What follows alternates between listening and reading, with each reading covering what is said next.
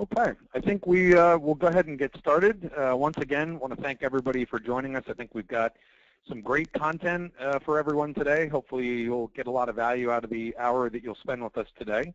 And thought we'd start with just a few housekeeping notes. Everybody is in listen-only mode.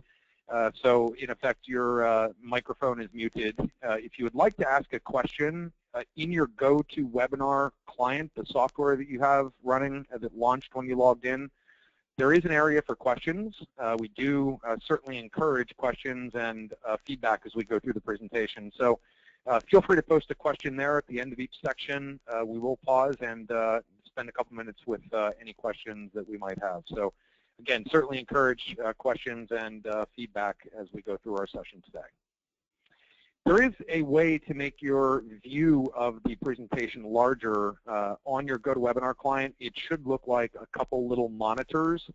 So it's a little red, or I'm sorry, a little blue round button that looks like a couple monitors on top of each other. If you click on that, it will expand your screen a little bit and give you a little bit more real estate, which might be helpful as you view our presentation today.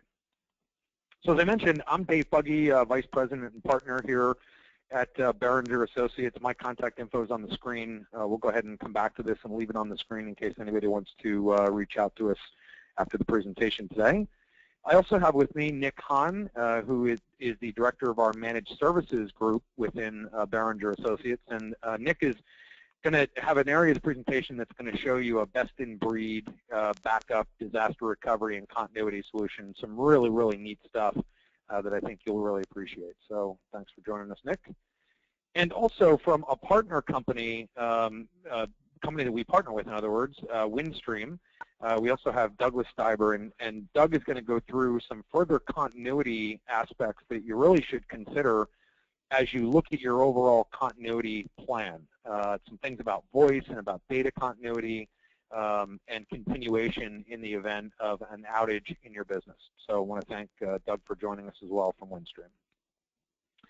So a little bit about Behringer Associates before we get started. We've been in business now for 22 years, so it's safe to say that we've seen a lot of networks out in the field and work a lot with SMB or small and medium-sized businesses. And unfortunately, one of the things that we discover when we first start working with a new SMB client in a lot of cases is that their backup strategy overall does not really put them in a good position at all to survive either an outage in terms of business continuation, or even recovery in the event that there was an outage of a server, loss of hard drives, and things like that. So it's really one of the things that is top of mind for us as we start to work with a new client. And unfortunately, as I said, one of those things that we discover that usually is not where it needs to be in most cases as we engage with a new customer. So we'll talk a little bit more about that as we go forward.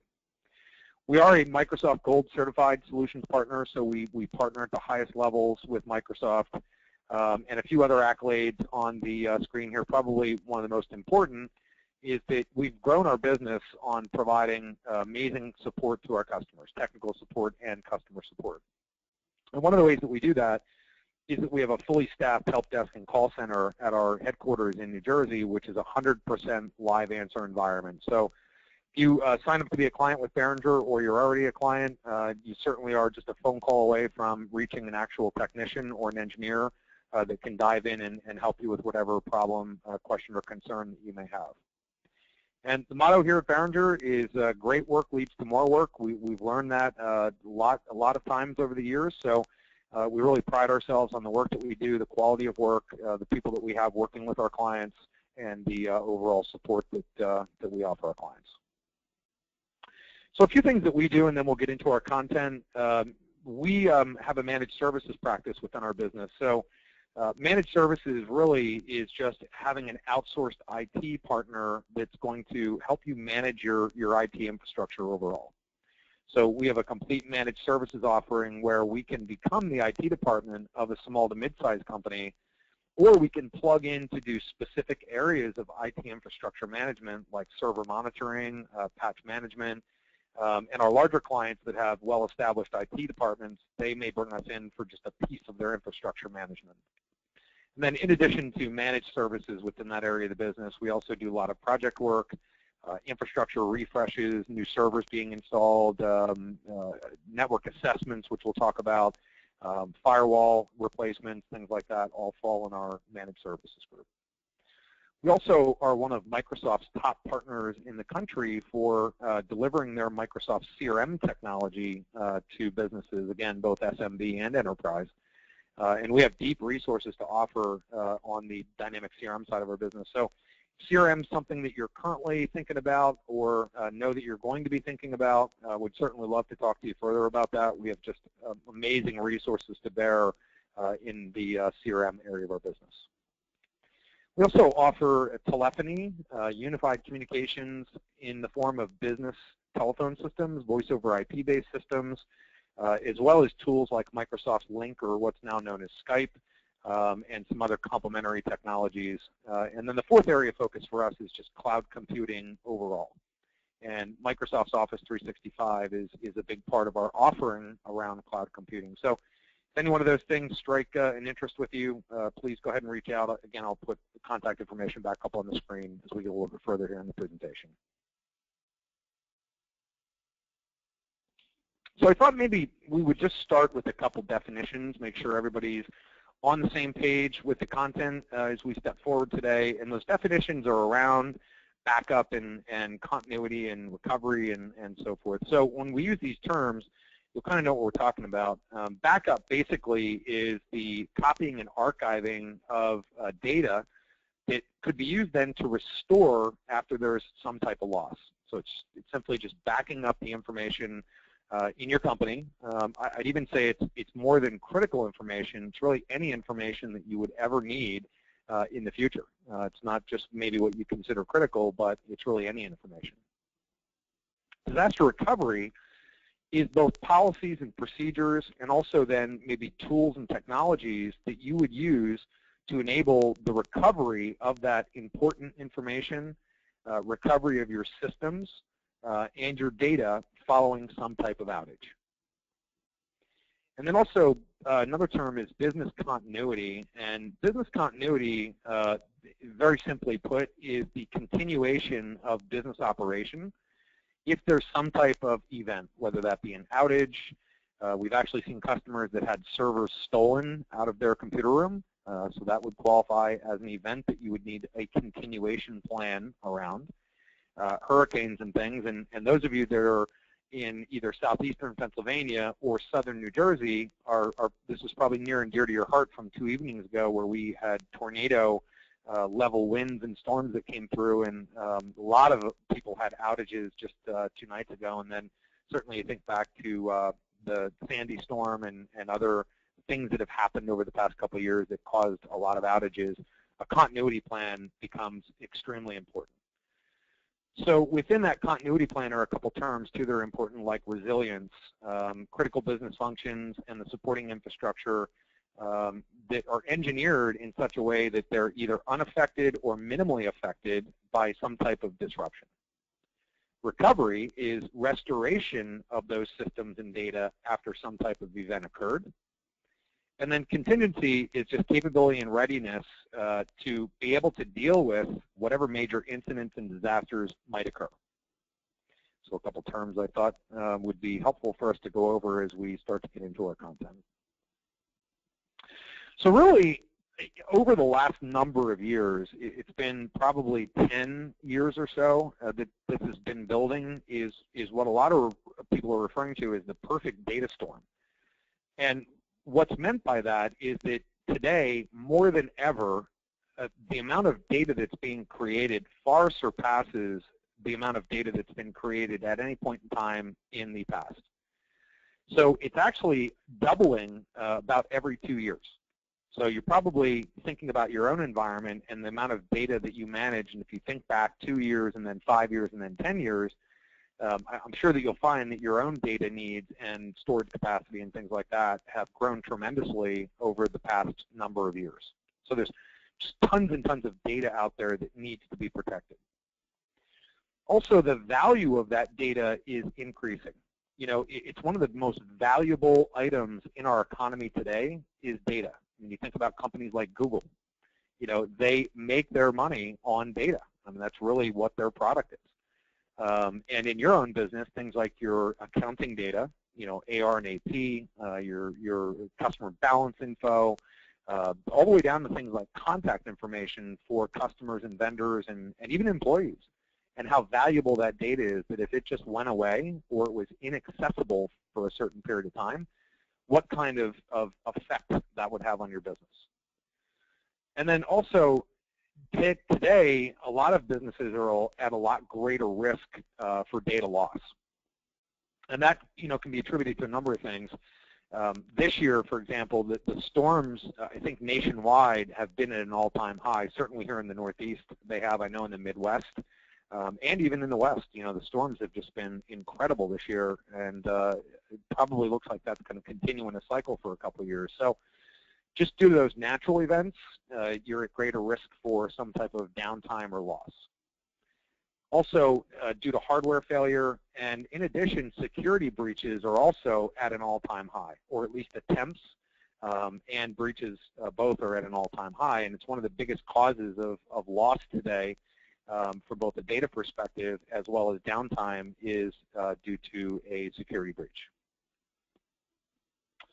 So a couple of things, food for thought as we step into talking about how you put yourself in a better position to survive an outage.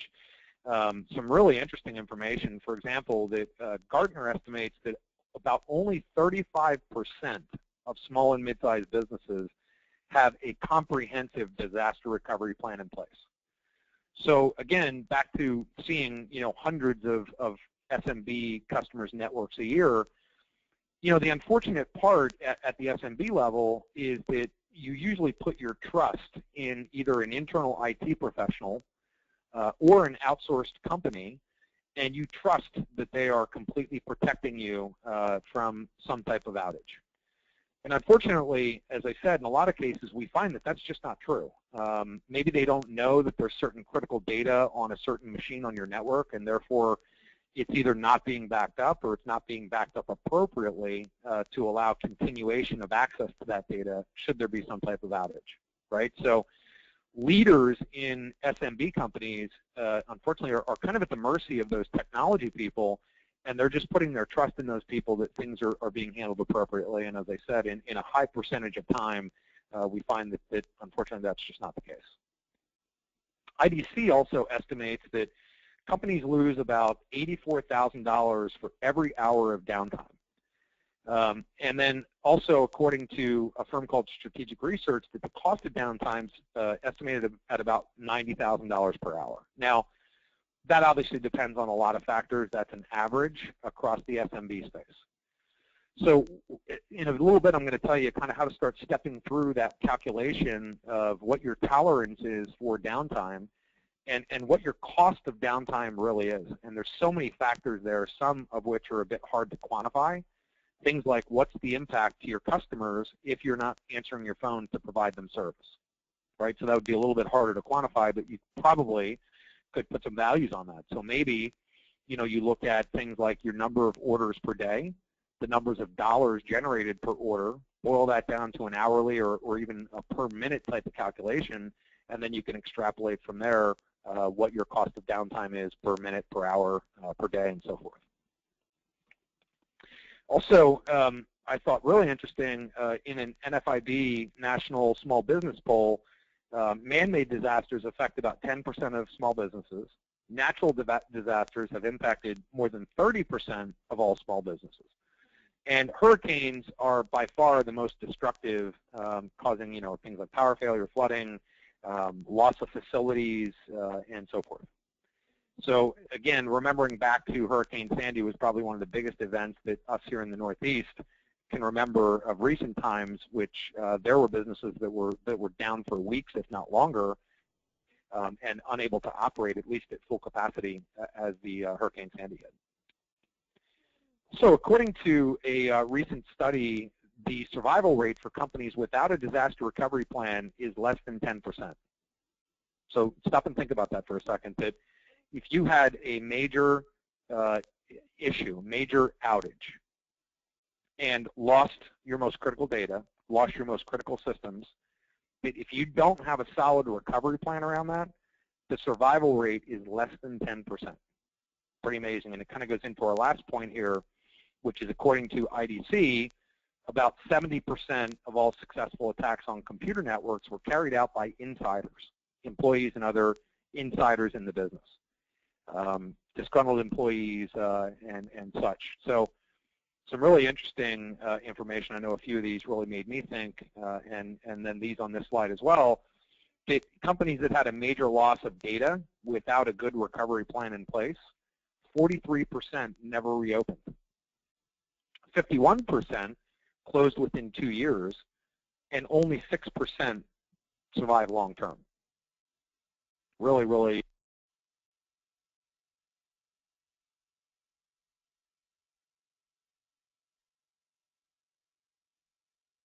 of the businesses that are affected by them. And if you think back to the World Trade Center bombing, there were about 150 businesses out of 350 that were affected that failed to survive that event.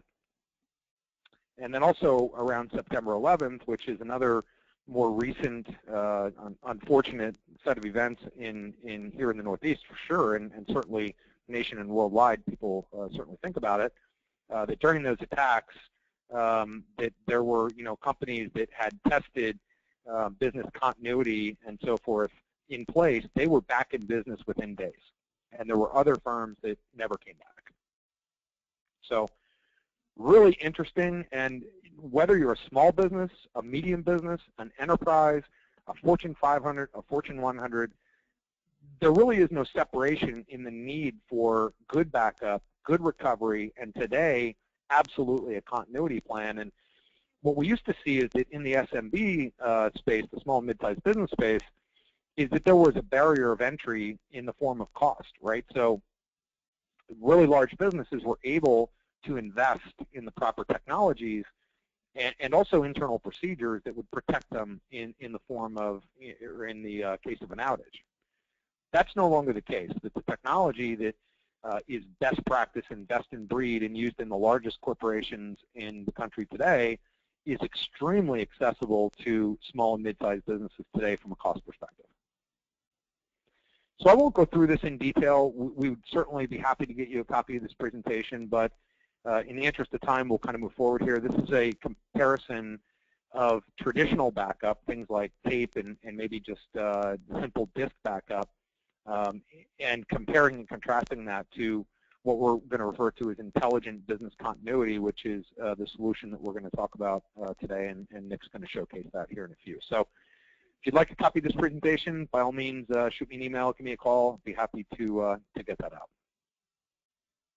So first thing that you should really do if these things are concerning you is that you should evaluate your risk. So a couple of other things that you might want to keep in mind as you think about the need to do that is that 25% of PCs will fail this year. That's a Gartner Group statistic. 24% of companies said that they have experienced a full-on disaster. That statistic is by Forrester. And then is it worth the risk to not be prepared for an outage? And 70% of businesses that experience a major data loss go out of business within a year. And that's a PricewaterhouseCoopers statistic. So all very reputable firms, all telling you that this should be absolute top of mind if it's not already. So one of the things that we can offer you as a partner, and there's no cost to this, is that we can step through a tool that we have that is a recovery time calculator. And what it helps us identify is what is your recovery time objective. And recovery time objective is simply the time by which you would need certain systems restored to continue business operation before it created a real hardship for your business. So some businesses, like the stock exchange, for example, there is an extremely small recovery time objective, maybe in the form of seconds, right? Other businesses, maybe it's 15 minutes, maybe an hour, maybe even a day for some businesses. But I really haven't seen anybody that says that their RTO is longer than a day, right? So just about everybody would want to be back up at some point within the first day that an outage happened. So give us a call. We'd love to step through this with you. It'll help calculate the cost of your downtime, so you can have a real good business case for why you would need to, invest in a better backup and disaster recovery and continuity solution, and takes you through some real critical thought type of questions to help get to, where you need to be from a recovery time objective standpoint. So we'd love to go through that with you. Feel free to reach out. So at this point, I would like to introduce Nick Hahn. Nick's been with us quite a long time here. Nick, how long have you been with us now? 9 years now, Dave.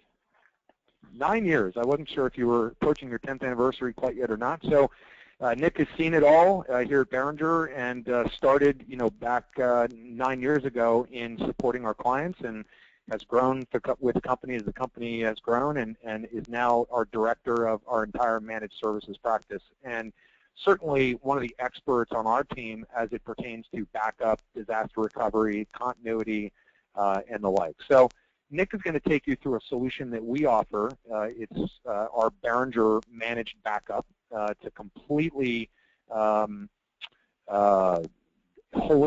backup, recovery, and continuity solution that we completely monitor and maintain from our help desk in New Jersey. So it's eyes on 24/7. We're making sure that your backups are happening and are successful, and that you're ready to survive an outage should it happen. So Nick, I'm going to go ahead and pass it over to you. So let us pause here just a second for the handoff to Nick.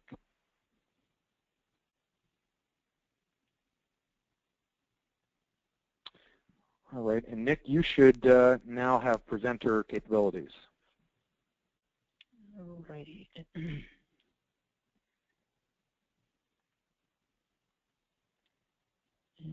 And let me know if you don't. It looks like you have 2 login sessions here for some reason. So if it hasn't come up yet, let me know, and I'll yeah, the other one. It's not up. There we go, Dave. I think I have it here. Let's see.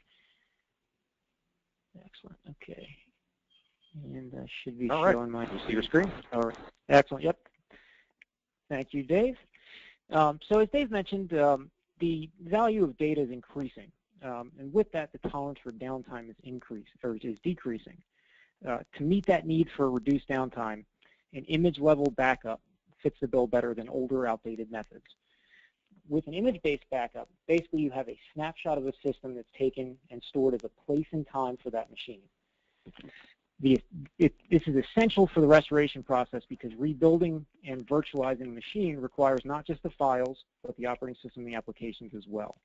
It's basically a full copy of your system at the time the backup took place that we store both locally on-site at an appliance and off-site at a secure virtual data center. Our solution uses a unique technology called inverse chain technology. The time of the backup occurs, it's saved in a universal file format. It's basically a virtual hard drive file. Since this backup is a fully bootable virtual machine, there's no need for conversion process to occur before performing restore.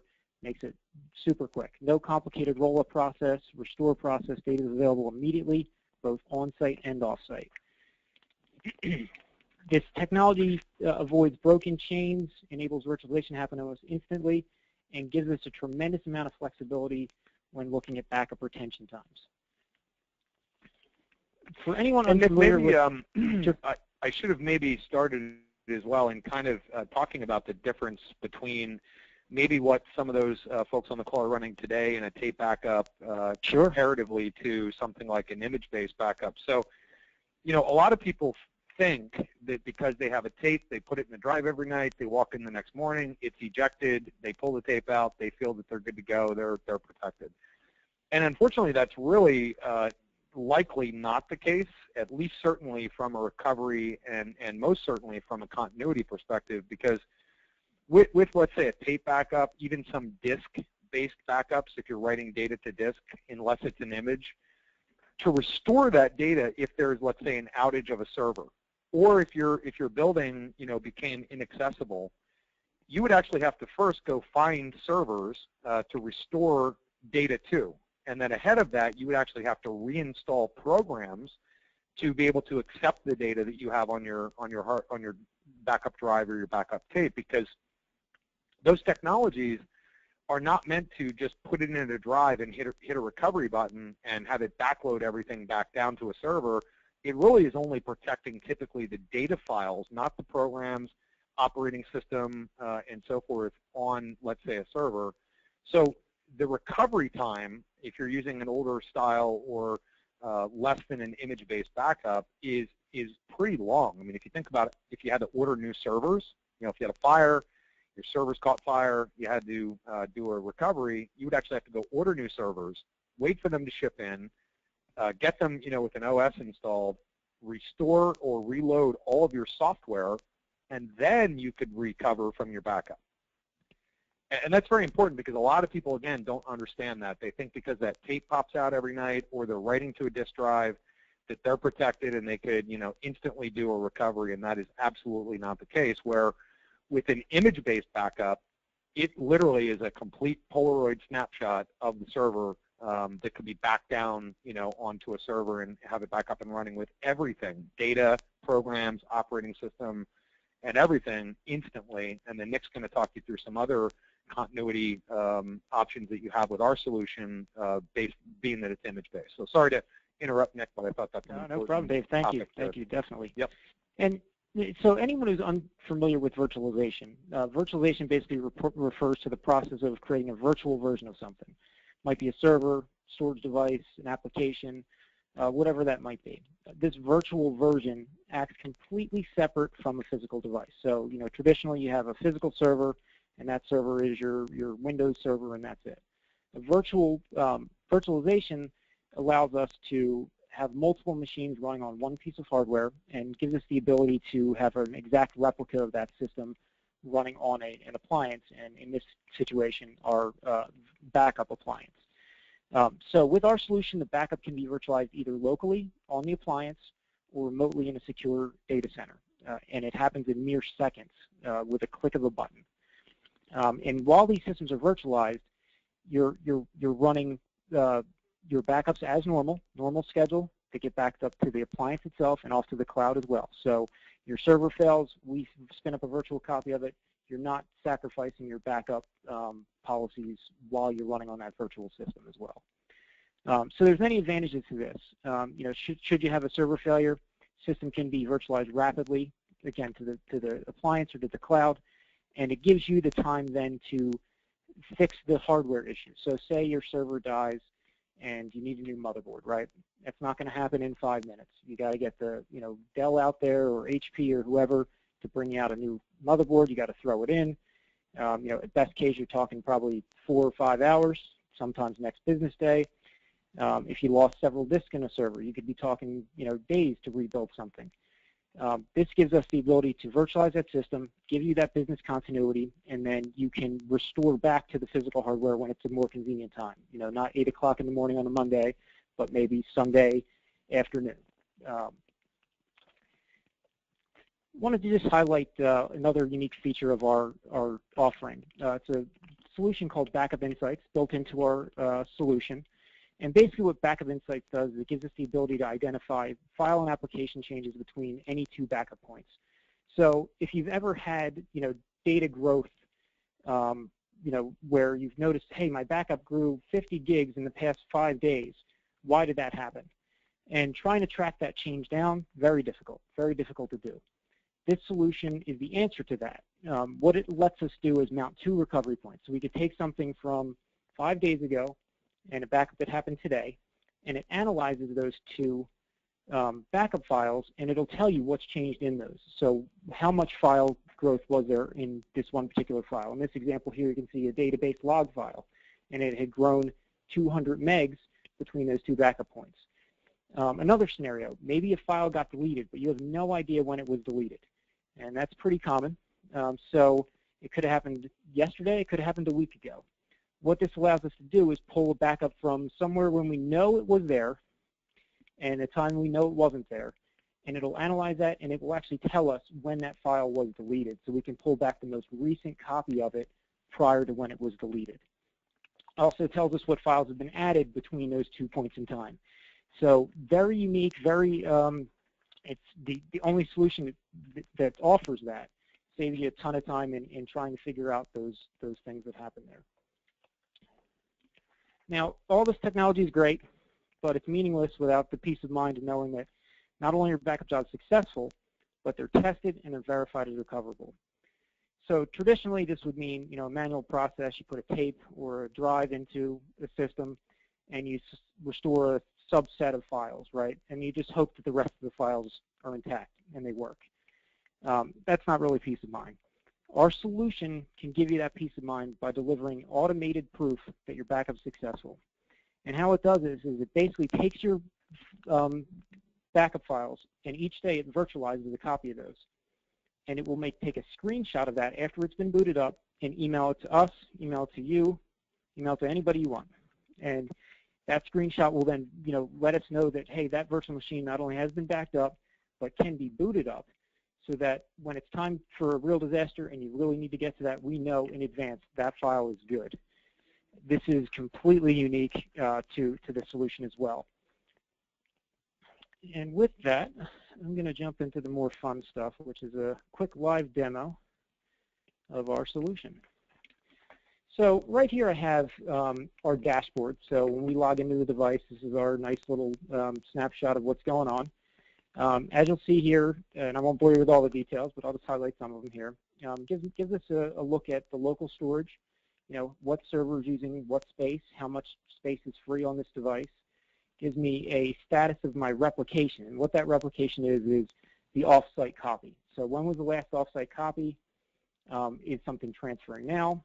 And down the bottom here I have my local information of my servers. So what is the server's operating system? What's the IP address? When was the last backup run? We have a lot of flexibility on backup times. We can run them, as frequent as you need up till the 15-minute mark. So we could run them every 15 minutes.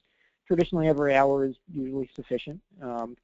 But again, depending on the amount of data that changes and how much space we have a ton of flexibility with that. Under our protect section here, again, this is just another look at all my systems. What's my current backup interval? When was my last backup happen? I can start a backup manually. I can go in and see all my different recovery points. And it's going to tell me next to the recovery point, you can see here, I had taken a snapshot of this backup. And if I click on that, it's actually going to show me a screenshot of the virtual machine as it was booted up. And this tells me that recovery point at 1 p.m. today is good and can be booted up as a virtual machine. The little cloud icon next to it tells me that is the copy that is off-site at this point. And I have the ability to delete files if I need to free up space for whatever reason. But with the different retention policies, we don't normally need to do things like that. Synchronization. This again is our offsite portion, and this is pretty nice if you have an issue with bandwidth. So, hey, my internet slowed down. I need to know, is the backup causing that? This gives us a nice visual representation of when is the backup happening and how much bandwidth is it using at those times. So if you notice every day, maybe you don't have the fastest internet, and every day at 12 p.m. the internet's slowing down, we come in here, hey, when do we have the backup scheduled to go off-site? We might just need to adjust that, or we can limit the amount of bandwidth that the backup uses. Under the, show you that backup insights that we talked about real quick. So if I take a recovery point here, I'm going to take my recovery point from yesterday evening, and I'll take my most recent backup, and I'm going to hit to start that comparison. Now, what this is doing right here is it's mounting up those two different recovery points and every recovery point in between those. So it can give me that information and tell me when a file was added, when the file was deleted, what type of data has changed between those, and it's going to give it to me in a nice visual representation that's going to let us look at that and pretty easily identify what we're looking at. So as you'll see here, I see a set of folders. Now this isn't every folder on the system. These are only the folders that have had changes between these two recovery points. So if I look at my backup folder here, and this is one of our systems we just write backups to, you'll see that yesterday I had this file, this 589 file, and today it's not there anymore. And I can tell that if I mouse over that, it's going to tell me it was deleted with that red X over it. It says file was deleted between these two, and it actually tells me when it was deleted. It also has the green check mark, which means that that file had been added, And again, if I look over here, it tells me when that file was added. So again, very, very useful in finding out, analyzing your data if you have any issues with trying to figure out when something was deleted, why there's so much file growth, so on and so forth. And we have some pretty nice reporting in this solution as well. So we can go in and take a look at, individual,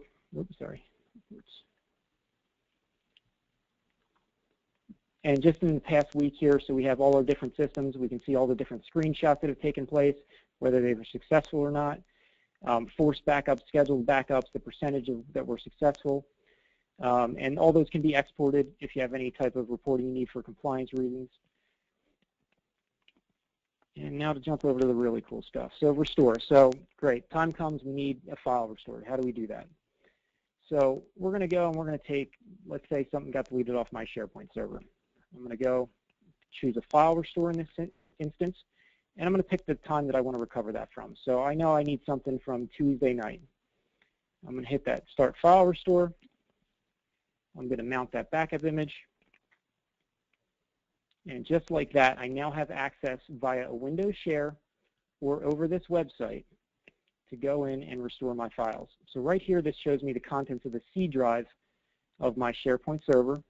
And from here, I can choose an individual file to download, or I can download an entire folder, or I can download everything. So if you just need a specific file restored or a folder, this is the way you're going to do it. And as you see, extremely fast to get those files up and ready to be restored.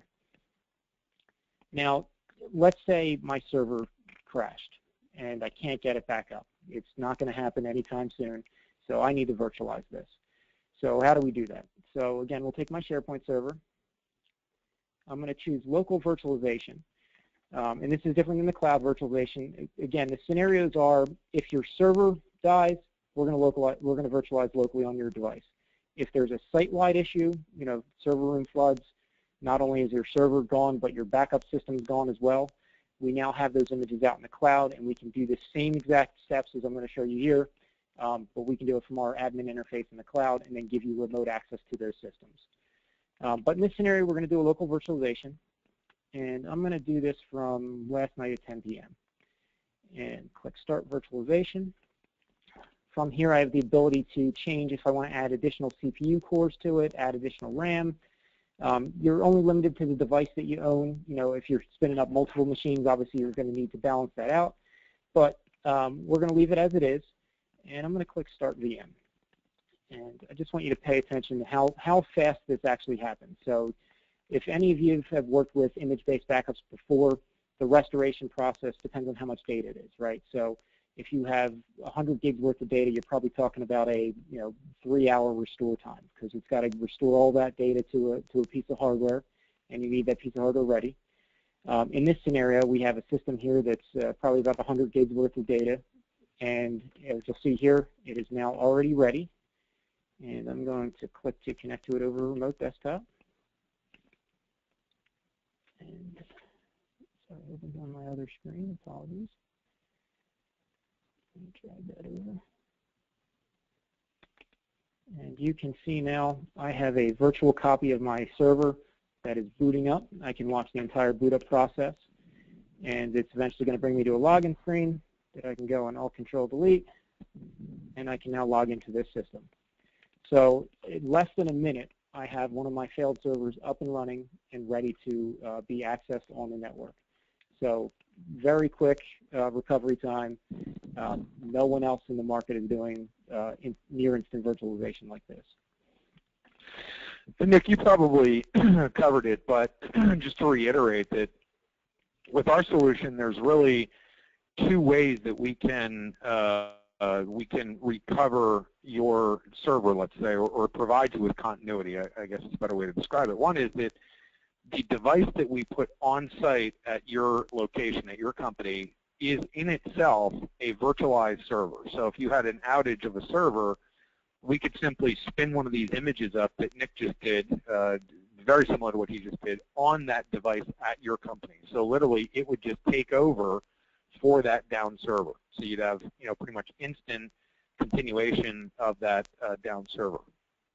Another option is that our solution also includes a cloud option as well, that because we take your images and push them off-site to two separate, geographically separate data centers each day, that we can also spin up one of your images or multiple of your images in the cloud.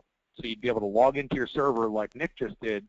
However, you're just logging into it, across the cloud somewhere as opposed to on the device that we place at your site. So if your facility became completely inoperable within a period of time, I'm not going to say that that's minutes, it's probably maybe a couple hours, we could recover all of your servers and have them spun up and ready for access via the cloud that you could then, continue business operation. In some cases, it might be a lot quicker than that, but just erring on the side of caution there in terms of how long it would take to get those back up.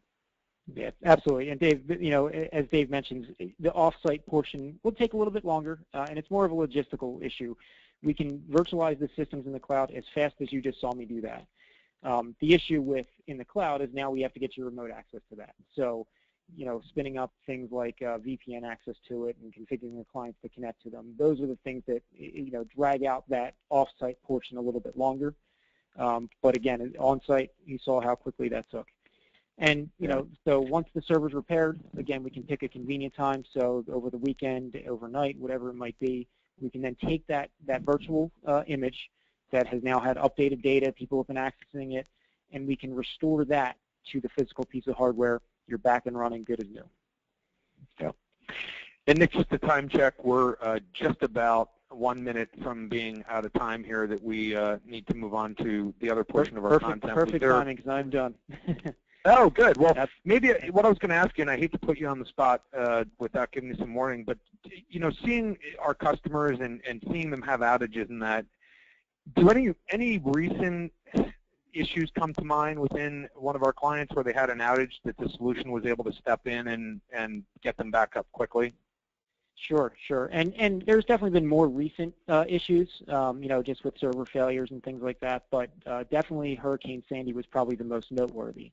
So we had clients that were without power, without connectivity for weeks, and it gave us the ability to virtualize systems in the cloud, and again, give them remote access to those systems. So one of our large clients does banking, and they have a web application that they need to be up and running 24/7. They had power out, all their servers were local. We were able to spin up those web servers in the cloud, and there was seamless connectivity for any of those external users. Great. Fantastic. Well, Nick, thank you so much for the great content and the phenomenal demonstration. I'm sure everybody can see the power in the solution. And again, this is extremely reachable for a small and mid-sized company. We'd love to talk to you further about it. A lot of the price depends on the amount of data that you need backed up, so we'd love to help you take a look at the solution and figure out what the investment might be in that solution. But it's an all-encompassing, best-in-breed backup, recovery, and continuity solution all in one. So as we segue into our partner Windstream's content, one of the things that a solution like this does require is some bandwidth. So we are pushing off images of all of your servers once a day over the internet to our two data centers that are on East Coast, West Coast. So there's some bandwidth required there. We also need to have and think about continuity from more than just, let's say, a systems or data perspective, right? So if you incurred an outage and it rendered your telephone system to be unavailable, your primary phone lines were down, what happens? Right? If you can't communicate with your customers by phone for a period of time, what impact would that have? So you need to start thinking a little bit more broadly outside of just servers and data into what the continuity plan is around some of those things, right? So we invited our partner Windstream, and Doug Stiver from Windstream, I'm going to pass it over to you, who's going to go over some things, additional things that you may need to consider around bandwidth, redundant internet, redundant telephony or telephone connections, and some other things as you think about your overall DR and recovery plan. So Doug, you should see that you are a presenter here in just 1 second. There we go. And let me know if you do see that screen. We do see your screen. Great. If I put this on slideshow, will you guys see it, perhaps? Yes, we do. Very good, very good. Well, thank you for the opportunity, and the audience here as a whole. My name is Douglas Stieber. I'm the manager of sales engineering for Windstream. Myself and my team, our goal is to work with our sales teams and work with our customers to try and build the types of resiliency and redundancy, some of which you've talked about through your own solutions there.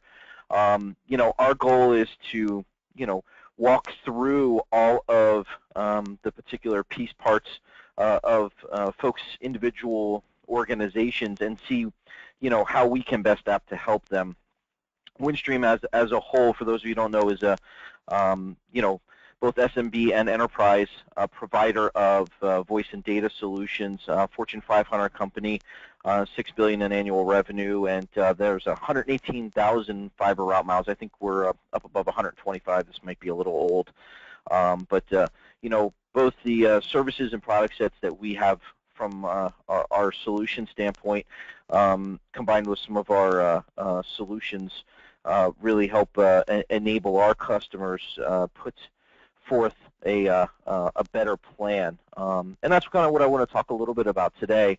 When we look at business continuity planning, I think a large component of it is the data systems that we just talked a little bit about, and I think the segue David you did was great. It includes a lot of the connectivity options as well.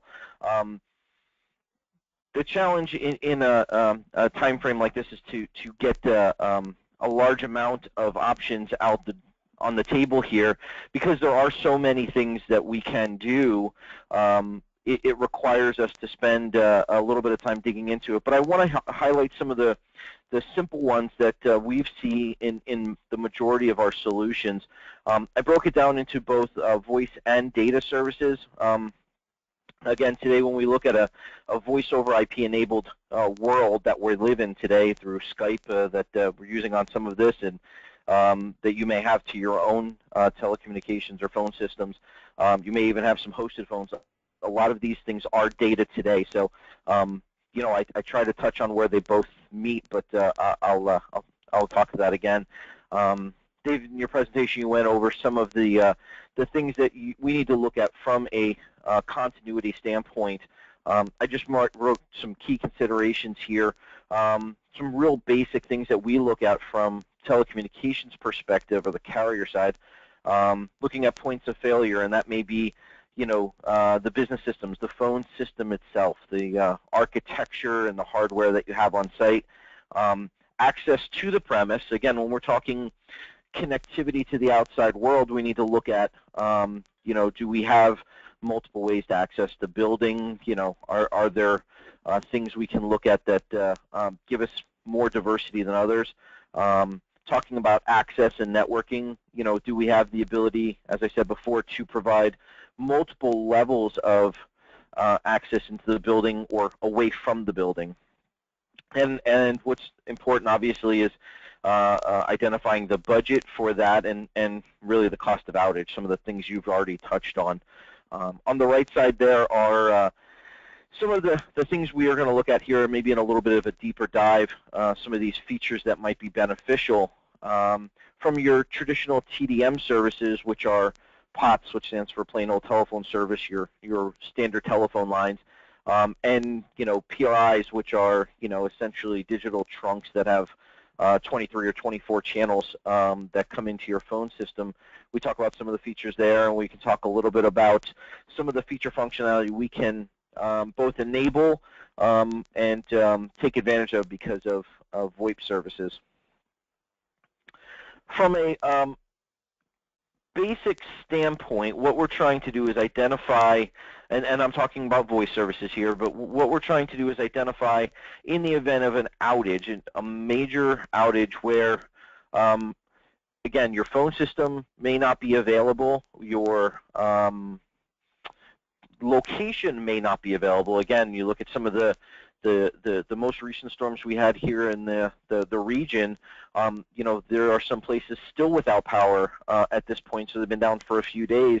You know, a lot of organizations we work with have some batteries and things like that that can hold them over for a small period of time, but it's very difficult to keep things going for a longer period of time unless you're in some hardened data center environment. In those types of scenarios, we have to look at what do we do with your customers' phone calls during that time frame. The basic stance we look at is that, look, we are, from a carrier perspective, are able to, using a couple of different features, whether that be call forwarding features, call forwarding no answer, or some higher level, you know, designs from a trunk group perspective.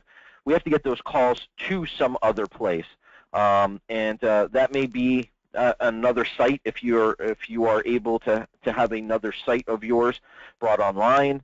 It may be a answering service that can sort of mediate some of those calls for you, or it may actually be you know, to a single user cell phone or something like that as a DR perspective. I think it's important to identify what that is, make sure the feature and functionality that you have available in your own services is enabled, and most importantly, that you test that. When we start looking at VoIP services, because we're talking data, it really sort of opens the door to a lot of other feature functionality. Again, if you were to have a hosted phone system, you might be able to, depending on the technology and the services that you have provided through your carrier, have that service relocate for you. You could perhaps have a phone you could take home. I know some of the services we sell give you the ability to do that. We, from a Windstream perspective, have a portal for some of our customers where they can log in and say, I want this telephone number routed here, this telephone number routed here, and really gives them the ability to design and architect a solution that is custom to them. You know, when we look at some of the, I mentioned SBC failover here, just one of the things we build in, you know, networks that we need to ensure stay online, and how we build our core architecture to make sure that we're providing that, you know, 5 nines of reliability. We even have redundant equipment that's set up to be redundant to our setups there. So these SBCs, we can do different types of failover to get things out of market and really cover ourselves from a large-scale regional outage.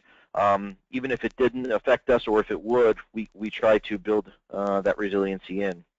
And again, from a voice perspective, I think the key across the board here is to plan out what your technology and what your architecture has available for you today. Put that on paper and make sure that's a plan you test as a whole. There's a lot of features that can be enabled on services delivered to your organization, and you know, those types of things need to be translated into a plan that works for you and for your business. Not every business works the same way, so not every plan can be the same. When we talk data services as a whole, we're looking generally at the same types of considerations, but our options change considerably. You know, when you look at data, it has much more to do with access and availability, and less to do with sort of carrier side. If we're talking internet access in general, we can have carrier diversity options. You know, in this case, I'm showing a picture of 2 circuits coming into your location, and we have even from a Windstream perspective, we can utilize 2 different access means to come into there.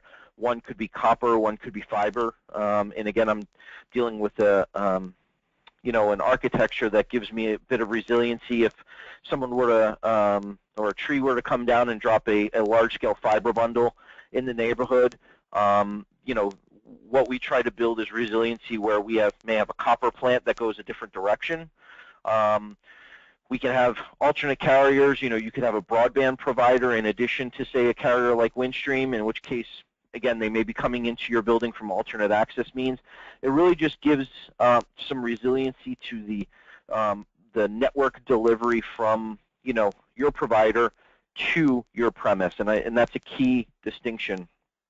There's some routing pieces that go into making this solution work, and equipment pieces and that type of thing. But I think the key piece is how that access delivery is set up for you. Moving along here, one of the other things that and I speak from a Windstream perspective, we see as a really emerging and growing market is the ability to utilize wireline independent transport methods. Windstream owns a company called Business Only Broadband that essentially is a market leader in microwave delivery options as well. But this sort of architecture is also available in 3G and 4G options. Basically, what it allows to have happen is instead of utilizing your traditional lines coming into the building, it builds diversity by saying, I'm not worried about the fiber coming into my building or the copper coming into my building. If somebody comes by and a backhoe digs up a fiber bundle, or the connection coming into my building is cut, I can utilize a service like this to bring myself back online and essentially cater to my customers while those repairs are ongoing. Sometimes these are lifesavers, both from a built perspective, meaning it's established and ready for you, and sometimes from an emergency perspective. We have customers that utilize this just to have a backup, and we have customers who utilize this as a primary mode of transport because it is resilient and provides all the same SLAs we do. So I rambled through there very fast. I know we were tight on time there, but I guess I'll end with there's a lot of feature functionality that can be built in a lot of different systems to allow access and product diversity to deliver resilient solutions. From Windstream's perspective, we're always welcome to have that conversation. But that's all I have for now. I guess, Dave, I'll pass it back to you. Yeah. Well, great. Thank you, Doug. That was fantastic. And again, I guess two things wrapping up from Doug's content. One is that when you think about recovery and really continuity, those two things, voice continuity and data continuity, really need to be thought out because we're so reliant on data today, and data connectivity, internet connectivity, branch-to-branch connectivity, and so forth, is what happens when that goes down, and what's your fallback plan for that. And that should be factored into your overall recovery time objective, as should your continuity around voice communications. So Windstream offers some great solutions, all the way down to if you're just thinking about either more bandwidth or maybe taking a look around at pricing. Maybe it's been a couple of years since you looked at pricing out in the market. They're exceptionally competitive and have a phenomenal product, and we have a great partnership with those guys. So I would highly recommend that you give them a shot at your business. They're great guys to work with. So thanks, Doug, very much for your content. Nick as well. And would invite everybody to answer the poll that's on the screen. We'd love the feedback in terms of where you feel that you are from a preparedness perspective, and any questions that you might want to post up here as we wind down. So we'll just pause for that. And then if anybody would like to stay on, I'll go ahead and share out the results of the poll so you can kind of see where you're at in terms of your peers. So we'll give that another minute. So again, if you haven't answered that question, please do so on your screen there, the poll around preparedness. So we'll be launching a number of these webinar sessions. We're going to be doing several per month on different topics. This is the first in a long series of topics. If you have any ideas for topics that you'd like to see presented, please let us know. We'd love to hear your feedback on that and feedback on today's session as well. So we still have some poll responses coming in. And it looks like that poll is now closed. And we had about an 86% response rate. And it was kind of split. I'm not sure if you guys are, Nick, are you seeing the poll responses on your screen? No, we are not. Okay, so I'll just go over them. There were a couple levels. There were about 67% of the audience felt like they could be better prepared overall. And the other portion of the audience felt like they were pretty prepared at about 30%. And then there was 3% that was split between not having a plan in place at all, or they're not really sure. So it looks like there's certainly some room for improvement out there. We'd love to help you with that. Feel free to get in contact with us. I think everybody's got our email from the invites. Just email us, and we'll certainly get in touch, and we'd love to run you through that calculator we talked about as well. So thank you so much, everybody, for joining today. Nick, thank you again. Doug, thank you again for your great content. With that, we'll go ahead and wrap up today's webinar. Thanks again for attending. Thanks.